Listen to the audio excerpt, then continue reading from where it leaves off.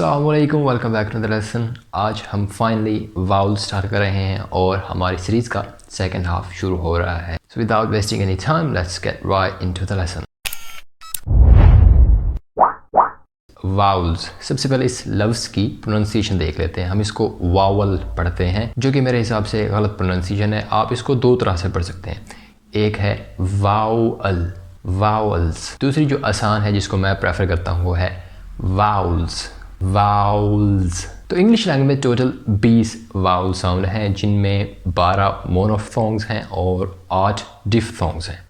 Diphthongs हम next lesson में देखेंगे, आज हम मोनोफोन्ग्स को कवर करेंगे। वाउल्स जो होते हैं वो दो तरह के होते हैं, एक लॉन्ग वाउल्स होते हैं, दूसरे शॉर्ट वाउल्स होते हैं। लॉन्ग वाउल्स ऐसे होते हैं कि जो स्ट्रेच्ड साउंड्स होते हैं, ऊ ई।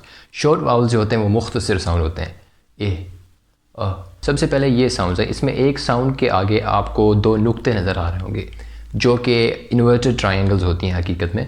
आईपीएम में जब भी आप कहीं पे ये सिंबल देखेंगे, ये जो दो नुक्ते हैं, इसका मतलब ये होता है कि ये साउंड जो ये स्ट्रेच्ड है, इसको लंबा करके पढ़ा जा रहा है। तो ये जो साउंड है ये है E sound, as in mean, bean, keen, lean. इसका जो शॉर्ट वेरिएंट है वो है A, as in tip, kick, lip. उसके बाद ये दो साउंड्स हैं, ये ऊ साउंड है, एज इन मून, कूल। इसका जो शॉर्ट वेरिएंट है वो है O, as in book, cook, look. इसके बाद ये जो दो साउंड्स हैं ये थोड़े कंफ्यूजिंग हैं, ये आपको विद प्रैक्टिस समझ आ जाएगी। तो पहला जो साउंड है वो है शुआ साउंड। शुआ साउंड इंग्लिश लैंग्वेज में सबसे ज़्यादा यूज़ होने वाला साउंड है। बाज़ कुछ लोग जब टीवी देखते हैं तो टीवी के कंटेंट में वो इतना सबमर्ज्ड हो जाते हैं कि उनका ऐसे मुंह खुल जाता है विदाउट देम रियलाइजिंग। तो आपने बिल्कुल ऐसे करना है तो ये जो साउंड है ये शुआ साउंड है। ये तकरीबन हर लफ्ज़ में पाया जाता है भाई। अबाउट में जो शुरू वाला साउंड है वो शुआ साउंड है। ब्रिटिश प्रोनाउंसिएशंस जो हैं उनमें जब एंडिंग वाले वर्ड्स आते हैं तो उनके एंड पे हमेशा शुआ आता है। जैसे अमेरिकन कहते हैं डॉक्टर, प्रोफेसर या टीचर। ब्रिटिश जो हैं वो कहेंगे डॉक्टर, प्रोफेसर, टीचर। तो एंड पे शुआ आता है। इसके ऊपर थोड़ी मज़ीद बात करेंगे इन फ्यूचर। इसके बाद ये जो साउंड है जो इन्वर्टेड वी की तरह नज़र आ रहा है, ये भी शुआ की तरह बोला जाता है, लेकिन थोड़ा सा हम इसमें टंग प्लेसमेंट जो है वो चेंज कर रहे हैं और एम्फसिस थोड़ा ज़्यादा होता है, थोड़ी स्ट्रेस ज़्यादा होती है। तो शुआ के वक्त हर चीज़ रिलैक्स थी, आपकी टंग रिलैक्स थी, आपका मुंह रिलैक्स था, यू आर रिलैक्स्ड कम्प्लीटली। यहाँ पे हम टंग को थोड़ा नीचे करेंगे। कंफ्यूजिंग साउंड है, लेकिन विद प्रैक्टिस आपको इसकी समझ आ जाएगी। ये साउंड इस्तेमाल होता है जैसे लफ्ज़ हैं रन, फन, गन। ये जो दो साउंड है इसमें जो ई की तरह नज़र आ रहा है वो सिंबल, वो साउंड है as in mat, bat, set. उसके बाद ये जो ए और ई मिक्स्ड नज़र आ रहे हैं सिंबल, ये है A sound, as in hat, mat, bat, cat. ये जो तो साउंड है इनमें जो आपको पहले साउंड नज़र आ रहा है वो स्ट्रेच्ड है, एज इन आस्क, कार्ड। यहाँ पे मैंने आर को ड्रॉप कर दिया क्योंकि ब्रिटिश एक्सेंट में हम आर के बाद अगर वाउल साउंड नहीं देखते तो उसको हम ड्रॉप कर देते हैं।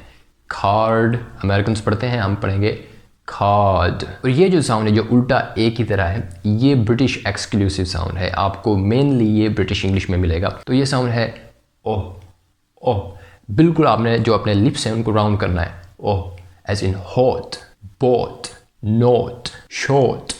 अमेरिकन कहते हैं हाथ, बात, नाट, शाट। इसके बाद ये जो दो साउंड हैं इनमें आपको दोनों जगहों पे नुक्ते नज़र आ रहे हैं, यानी कि ये दोनों साउंड्स स्ट्रेच्ड हैं और ये ब्रिटिश वेरिएंट हैं। अमेरिकन वेरिएंट्स इनके थोड़े से डिफरेंट हैं, उनमें हम इनको थोड़ा ओपन करके पढ़ते हैं। तो ये जो साउंड है ये है एज इन स, बर्ड, learn, burn, turn.